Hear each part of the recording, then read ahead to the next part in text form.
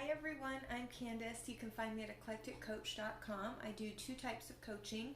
I do course completion coaching, so if you've taken any sort of course online and you're struggling to complete it and or use the information that you are learning in the course, I can help you with that and start applying it and seeing amazing things happen in your life.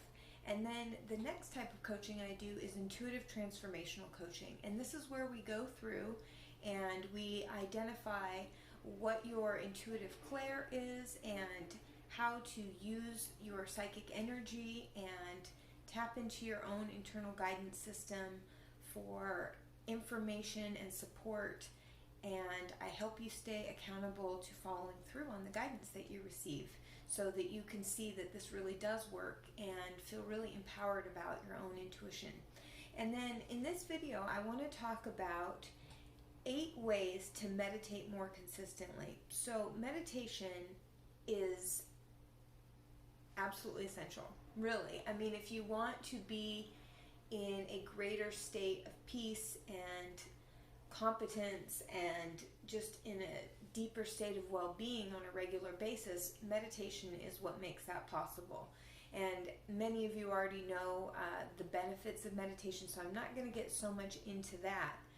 But I'm going to talk about 8 ways to stay consistent with your practice, because it only works if you work it, like they say in the recovery movement. So the first thing is just begin. The first time I heard this was from Maharishi, and he's the guy that brought transcendental meditation to the West, and that's my particular meditative path. And I'm an advocate, actually, of any type of meditation. I'm just going to throw this in here, that brings us to a deep state of silence. Now, you can do guided meditation and hypnosis and walking meditation and other things like that, but I think that the type of meditation that really makes such a huge difference is the one that brings you to silence. In the Course in Miracles, there's a line that sacred silence writes the universe. And I've noticed that if I do a silent meditation and then do guided imagery and guided visualization around something I want to manifest, it manifests so much faster. And the example that I heard, I think in the 7 Laws of Spiritual Success, is talking about how when we meditate, we still our mind and make it really, really quiet. And it's like when you drop an intention into this placid lake, the ripples go out far and wide. But if the mind is chaotic and you're constantly in that monkey mind that they talk about, then you could drop an entire Empire State Building in, the ocean that's all over the place, and the ripples don't go out. So silence is so, so helpful. And what he said, Maharishi, is that what is half begun is half done. So that's just a big thing. Like, I'll think of my meditation and sometimes I'll be like, well, I don't want, you feel all this resistance, but if you just sit down and close your eyes and just begin somewhere, then what you end up finding is that it just goes by and you finish your 20-minute meditation and you're complete. It's done. It's like that with just about anything. If you can just get yourself to do it for like 5 minutes, then you're in the psychological state and you can keep going. So remember that. What has begun is already half done. And also remember, meditation isn't judging you. Nobody's judging you. Like, if you've gone for periods where you just have not been consistent with your meditation, beating up on yourself for all the various times that you didn't meditate before and how you haven't been consistent just isn't helpful. And nobody's judging you. We're all trying to be better and healthier all the time. So don't be hard on yourself. Coming from a place of self-compassion is the most empowering place we can ever come from. And then the next thing is, remember that meditation is the real work, because ultimately consciousness is the ultimate currency. Everything is energy. And when our energy is in alignment, we bring in finances, we bring in opportunities, we bring in all the stuff. When we're able to really get to a place of stillness within ourselves, and we can be responsive instead of reactive, then we save time and energy and money, and we don't create so much chaos and confusion in all these different areas of our life. And life works when we meditate. So reminding yourself, no, this is a priority, because if your head's not right, you're going to screw up every phone call, everything that you do is just like, it just has an element of chaos in it. And so reminding yourself, you wouldn't leave your house without like brushing your teeth. But a lot of times you'll like leave without meditating and getting centered, and then it's a whole big mess. So again, reminding yourself that this is the real work. And then third, one thing that I did is I wrote out on a little note card, partly because I just love these little books and note cards, and I wrote why meditation is essential. And I wrote down, and you can just do it with a piece of paper. You don't have to do it with a note card. I just like it, and it's just a small space to write things. But I jotted down all the times that my meditation has like saved me, where I'm so glad I meditated that morning, because I know that if I didn't, I would have popped off on somebody, or I'm so glad that I meditated because it made it so much easier to manifest this thing or that thing. And just writing it out and referring back to why it is so important that you maintain your practice is helpful to refer back to. And if you list specific examples, it will make it so much easier. Because sometimes we're just like, why am I doing this? What's the point of this? You know, it's not an immediate gratification. And sometimes it might feel a little boring, or we just have this internal resistance to doing it. And having really clear reasons helps us continue. All right, now 4 is make it as comfortable, and like if you can, pair it with something that is enjoyable. Like you're like, you know, having a special meditation chair, or a soft blanket, or a special cushion, a spot, a very special but also very comfortable spot is really helpful. Because if you anticipate that you're going to be uncomfortable, you're not going to want to do it, and it's just going to create this internal barrier in the back of your mind to sitting down and doing it. And then you're going to procrastinate, because we procrastinate because there's like a hidden fear of discomfort, and that's really what it's about. So make it as comfortable as possible. And then 5, get a clock and make it visible. I find that sometimes I don't get a clock and I'll just jump into my meditation, but sometimes I'll go way over the time that I had intended to. And then next time I'm kind of like, well, I don't want to go so long. And when I have a clock, it shows me that I'm being very intentional about doing my meditation, and that it's only going to be for this period of time. And also, I'm not the best at processing time. I frequent like dimensions in my mind where there is no time.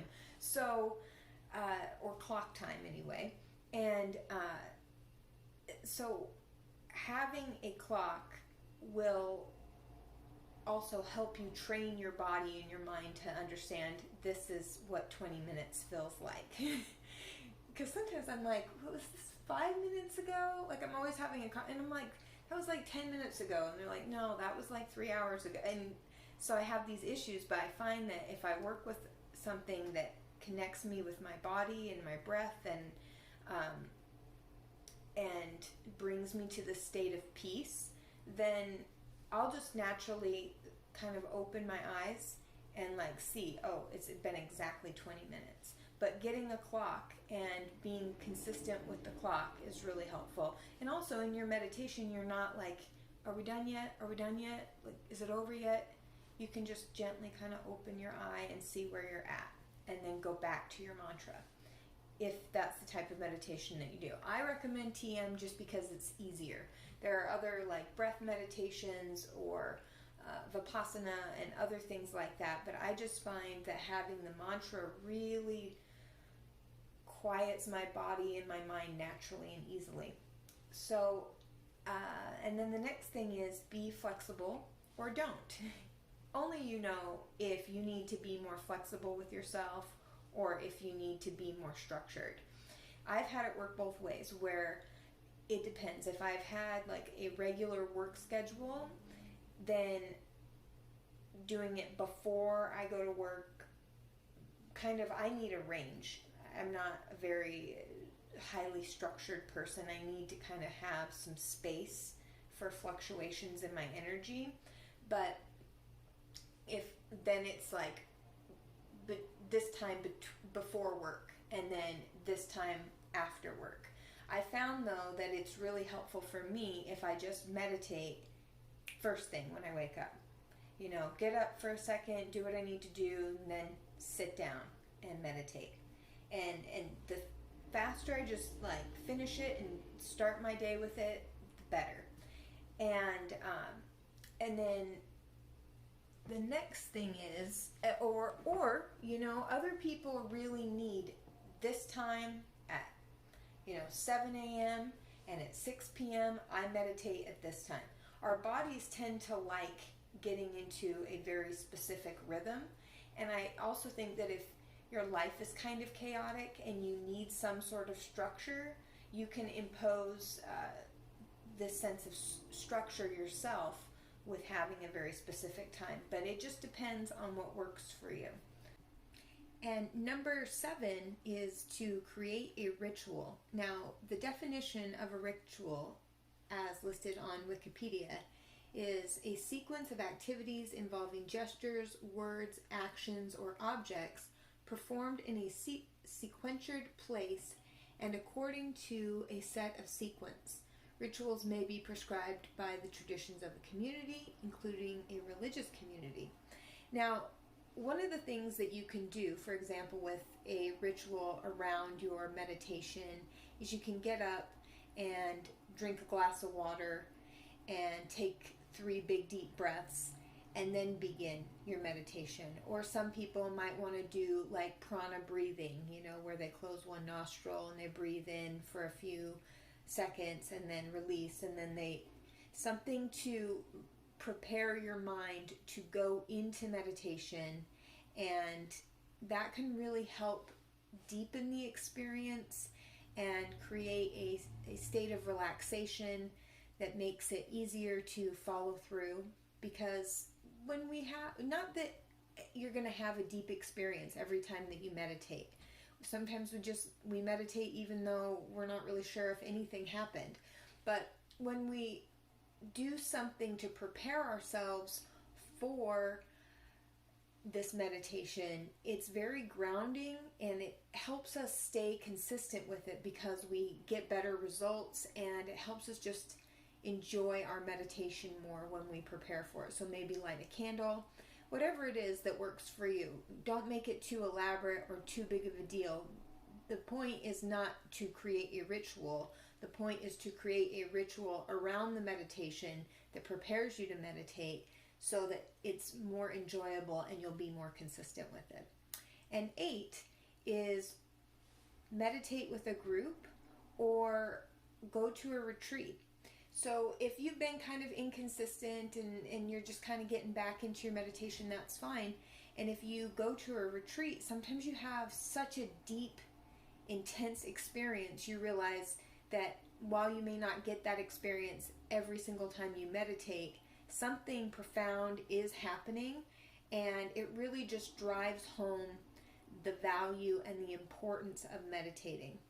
And doing it with a group amplifies the experience. That's something I would like to do more of, depending on what's going to be happening with the world. But is to meditate with more people. I've noticed that when I have done meditation with my meditation teachers and I'm trying to think. I only met one person once. I think I dated somebody very, very briefly, and we meditated together. And it was just really nice. It was a good way to connect. And when we have people in our lives and around us that are also into meditation, it helps us as well. So make friends that also meditate.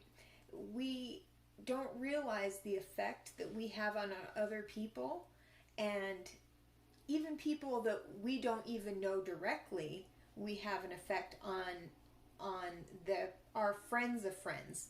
You know, there's research showing the effect that people that are a few people removed from you can have on you. So making it a point to socialize and connect with other people who are also meditating and on this path is a great way to stay consistent with it. I hope that these are just some helpful ideas that you can use to stay more consistent with your meditation practice.